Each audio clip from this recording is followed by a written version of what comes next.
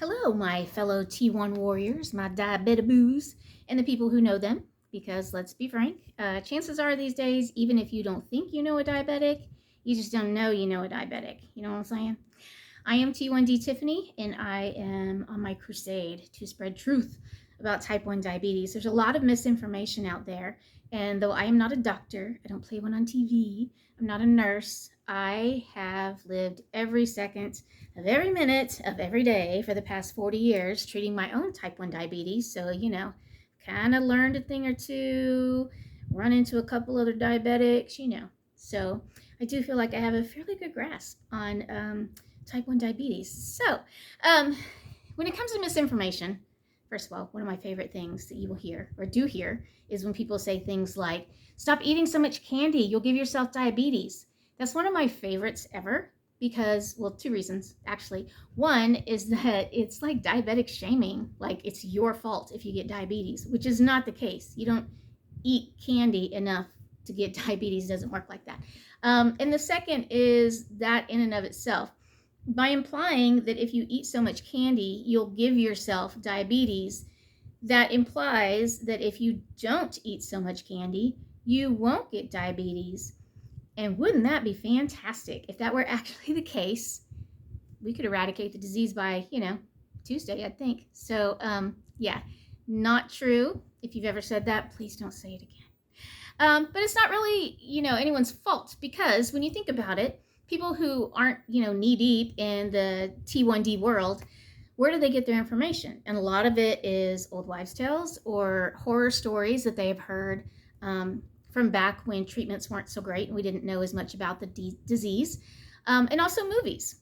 So I was researching movies that have type 1 diabetes in them somewhere, and I actually came across this really top secret site known as Wikipedia. And it has a list of 62 movies that not necessarily have type 1 diabetics as the main character, so much as they've just somehow woven type 1 diabetes into the storyline. And I thought, first of all, there are more than 62, but second of all, it's a starting point. How fun would it be to go through these 62 movies and kind of rate them for the good, the bad, and the completely ridiculous, which is out there? So anyway, that's what I'm here to do today. And I'm going to start with two films that had many, many nominations, and a lot of people are familiar with them. That's Steel Magnolias and Con Air. So let's start with Steel Magnolias. If you're not familiar with this movie, it is a gem. It is just a great Southern tale. So I would suggest you watch it, but heed my words first so you know what you're getting into. It has an all-star cast. Actually, both these movies do. But this one's Sally Field, Olympia Dukakis, Shirley MacLaine, Julia Roberts, Tom Skerritt, Daryl Hannah. I mean, it's just on and on and on. And of course, we cannot forget Dolly Parton. She's in it too. Again, the story itself is not necessarily about a type 1 diabetic. It's more about the relationship between these women who are all living in this small southern town. However, Julia Roberts' character, Shelby, does play a very large role in the telling of this tale. And as it is, Shelby gets married and decides that she wants to have a baby.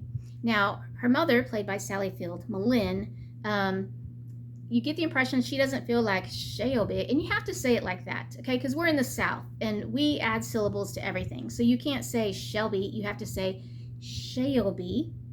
Everyone say it with me. Shelby wants this baby. Malin, we're given the impression, doesn't think that Shelby takes her type 1 diabetes seriously enough. But Shelby does end up pregnant, and all the women are kind of celebrating, and someone says, oh, and the doctor said you couldn't have kids. Malin corrects her and says, they didn't say that she couldn't have kids. They said she shouldn't have kids. And on a very basic level, that's true for all of us. We can all do things that we shouldn't do, but we can do. But when it comes to type 1 diabetics, it is not true that we cannot have babies. I have two myself. It is true that it is suggested that we, not have enough for a basketball team or something along those lines. 2 is the limit that I heard from my doctors, and I don't know if that's changed or not, but it does take a team, and I don't mean just like, a normal team of just your endocrinologist and your OBGYN. I mean, I even had a specialist that watched my blood vessels to make sure that there wasn't, too much pressure, wasn't going blind, all that. Anyway, it is intense. And you are in at some specialist every single week, but we can have babies.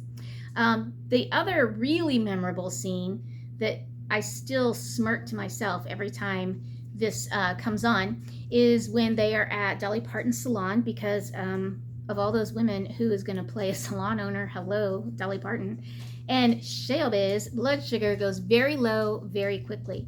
That does happen. And sometimes that is completely, actually a lot of times, that is completely beyond our control. However, Malin grabs a little juice, like in a little glass, to give Shelby, and she starts shaking and she's fighting her and she's like, no. And that also can happen. You can, convulse and definitely become combative and all of that when you're low. However, Malin gets her to take like 3 sips of the juice and all of a sudden she's fine. Okay, and that's not how this works. You definitely need more juice than a few sips to bring you up from any low blood sugar, quite frankly, but definitely from one that has gotten you to a point where you're looking around scared and sweating and confused and combative and all of these other things. So other than that, though, fantastic movie. I strongly suggest everybody watch it. It'll make you laugh. I mean, Olympia Dukakis and Shirley MacLaine together, hilarious, just absolutely hilarious. There's a scene where Olympia Dukakis is interviewing these athletes. So they're in the locker room, in the men's locker room, men running around, completely naked after a game, and Olympia Dukakis is interviewing them, hitting the hard questions like, what do you think of the new colors of the uniform, that kind of stuff. And Shirley MacLaine's character, she's a good old Southern woman who tells it like it is, but she's trying to not look at the naked men. So instead she opens up her compact and she's like looking in the compact mirror at the naked men behind her. It's hilarious. And then she finally, shut up. She says that to Olympia Dukakis' character. You're making a fool of yourself. Anyway, it's great. But it'll also make you cry. I'm not going to give a spoiler, and I'm not going to tell you what happens with Shelby after she has the baby or any of the other characters for that matter. Watch it for yourself. But just know it did an okay job, but it isn't exactly how it really is. So that takes us to Con Air, complete shift here in genres. This is a Nicolas Cage movie, so you already know what to expect from that right then. But there's also, it's also a star-studded cast. We've got Nicolas Cage, we've got John Malkovich as our bad guy. Well, one of the main bad guy. We've got Steve Buscemi, we've got Danny Trejo, we have John Cusack. We got Dave Chappelle even in this one. And Nicolas Cage's character is an Army Ranger who comes home and reunites with his wife, who works in a bar. One of the bar regulars is giving them flack when they're reuniting. And we get the impression that Nicolas Cage's character used to be a bit of a hothead before he became a ranger, but he keeps his cool. And then when they go out in the parking lot to leave, he gets jumped by the guy who was the bar regular and his friends, and he ends up killing one of them. So off to prison he goes.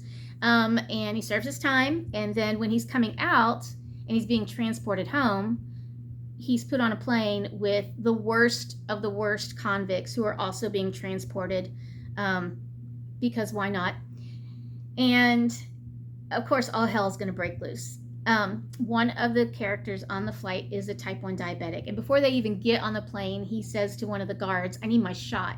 And she says back, your insulin is on board and we'll give it to you in flight. And he's like, okay. And that's when my diabetic ears perk up right there. Because I'm like, oh, yeah, okay, just, whenever you get around to it, thanks, guys. No, that's not how that works. Anyway, we'll get there. So, like I said, complete melee.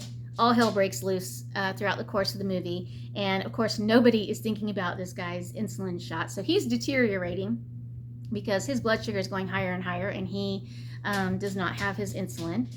And it gets to a point where he is like lethargic, crawling on the floor trying to help some of the good guys, but still completely out of it, which is what happens when you are your blood sugar is super, super high. But anyway, Nicolas Cage is going to find a way to get this guy his insulin, because that's just how this works. He does, and then he gives it to him, and the guy's fine. And I love it because he gives it to him like an EpiPen. And, that's not quite how this works. Like, there are dosages that are, distinct to each person. Anyway, Be that as it may, the guy is immediately fine. Sorry, my dog clearly wants out there in the background. Immediately fine, and he gets back in the game. And then this movie has a lot of good quotes in it, like why couldn't you just put the bunny down, and things like, I only trust two people, one of them's me and the other one is not you. Great. But here comes another great one. So after he gets his insulin and he's back in the game and he's fighting, he's trying to take credit for something that he didn't do. Like in a protective way, he's trying to do this. And Nicolas Cage says, "It's the insulin. It's making him crazy." So of course, when, my family hears this, you know what they're going to say. So now on, anytime I say something silly, the insulin is making him crazy. Anyway, you will be happy to know that the type 1 diabetic does survive, but the takeaway there is it's not quite like that. Like, everybody has their own dosage that they need at a specific time. We don't just like sit around and like, okay, whatever, you guys don't mind, we'll get to it someday. So, 2 really good movies, but takeaways from that: diabetics can have babies. Even if it is suggested, we are strongly encouraged to stop after 2.